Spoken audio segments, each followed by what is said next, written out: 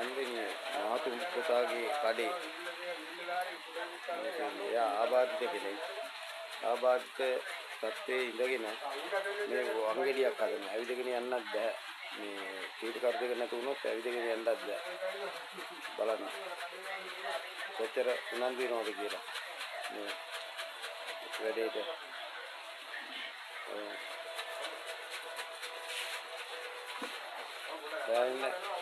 සෑහෙන මාන්සි වෙනවා.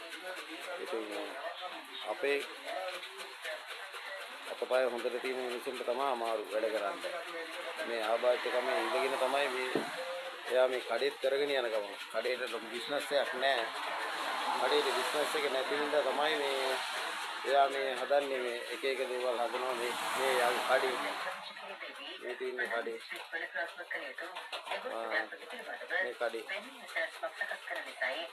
මෙයාගේ උපරිම දක්ෂතාවයේ කැපවීම තියෙනවා මේ වැඩවලට වැඩ කරගන්න බැරි කම තියෙන ඇවිදගෙන යන්න බෑ.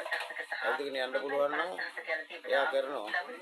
අපි මේ මෙයාට උදව් උපකාරයක් කරන්න පුළුවන් නම් අපි මේ පස්සේ කියන්නම් මොනවද ඕනි කියලා. මම එහෙම නැත්තම් මම දැන් පොඩ්ඩක් ඉන්නකෝ. මේ තීල් කරුවෙන් ගිහිල්ලා තමයි ඔය තේල් හදනවා. තේ කඩේත් තියෙනවා. මේ තියෙන තේ කරගෙන යනවා. තීල් කරුවේ යන්නේ. දැන් මේ රන්දේ ප්‍රධාන පාරේ මේ ඉස්සරහ තියෙන වෙල්ලෑ ඔය තියෙන්නේ.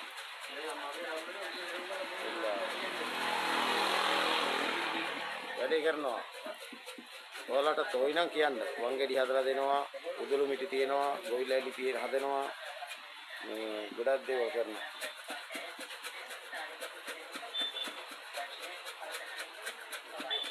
දැන් ඔක තව දවස් කීයක් විතර? අද ඉවරයි. අද ඉවරයි නේ.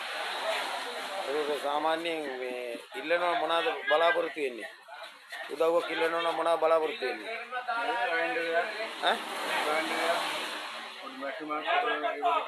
ගයින්ඩරයක් මේ ග්‍රිල් එකක් එහෙම තමයි ඉල්ලන්නේ නේද? කීයටක් එහෙම. ඔව් මේ කීයටක් යතු අර කරන්ට් එකෙන් ගාන යත්තක් එහෙම අරන් දෙන්න පුළුවන් නම් හොඳයි.